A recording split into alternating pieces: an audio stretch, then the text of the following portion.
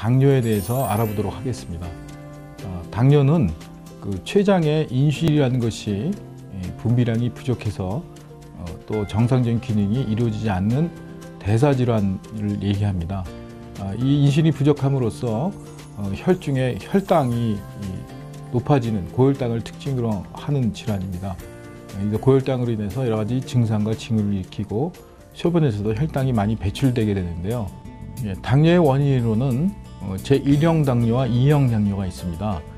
1형 당뇨는 췌장에서 인슐린을 잘 생성하지 못하게 되는 인슐린이 전혀 생산량이 모자라서 오는 당뇨를 1형 당뇨 또는 소아당뇨라고 합니다.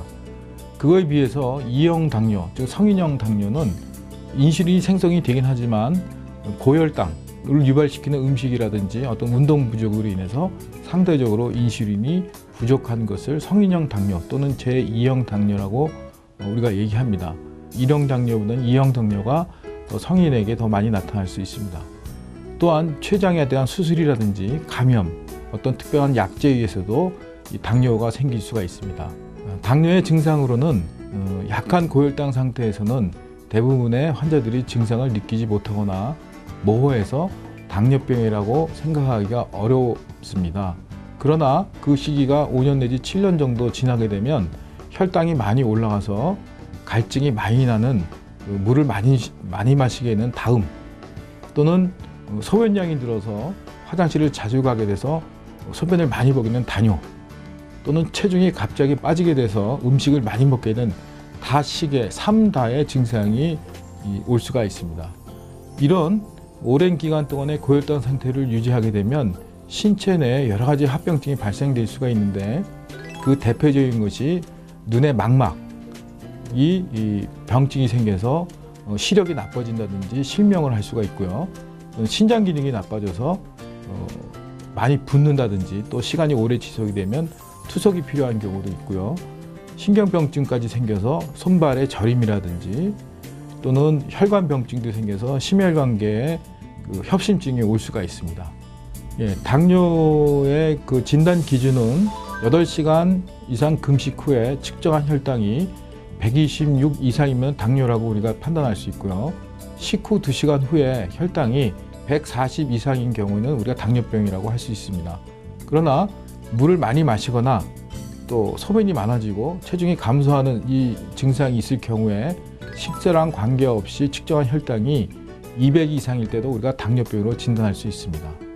당뇨의 합병증은 갑자기 고혈당이 되는 의식의 소실까지 올 수 있는 급성 합병증이 있습니다. 그것을 당뇨병성 케톤 산증이라고 하고, 또는 고혈당성 고삼투압 증후이라고 합니다. 이런 것은 즉각적인 치료가 필요하며 적절히 치료를 하지 않을 경우는 의식의 소실까지 있어서 매우 조심해야 되는 상태고요. 만성적으로는 미세혈관 합병증이 있어서 망막에 이상이 있다든지, 콩팥 기능이 떨어진다든지, 신경병증 등이 있을 수 있고, 또 대혈관 질환 합병증으로는 관상동맥, 심장의 혈관이 막힌다든지, 또는 뇌혈관 질환 등 중풍, 소지가 있을 수 있습니다. 또 한 가지 당뇨에서 여러분들이 아셔야 될 게 있는데, 당화지수라는, 영어로 글라이세믹 인덱스라는 게 있는데요. 이것은 음식을 섭취한 후에 혈당으로 변하는 정도를 얘기하는 겁니다. 음식이 혈당으로 빨리 변할수록 탄수화물 중독이라든지 또는 당뇨에 걸릴 위험성이 많습니다.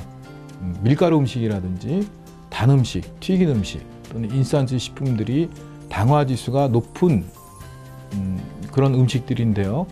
이런 음식이 먹으면 당뇨가 걸릴 확률이 많습니다. 보통 그래서 당화지수가 55 이상이면 높은 음식으로 돼 있기 때문에 당뇨가 있으신 분들은 당화지수가 55 이하 되는 음식을 드셔야 됩니다. 따라서 당화지수가 낮은 제철 과일이나 또는 녹황색 채소 또는 콩으로 만든 음식, 버섯, 해초류, 잡곡류는 당화지수가 낮기 때문에 당뇨의 예방이라든지 또 당뇨의 조절에 상당히 도움이 됩니다. 오늘은 당뇨에 대해서 알아봤습니다.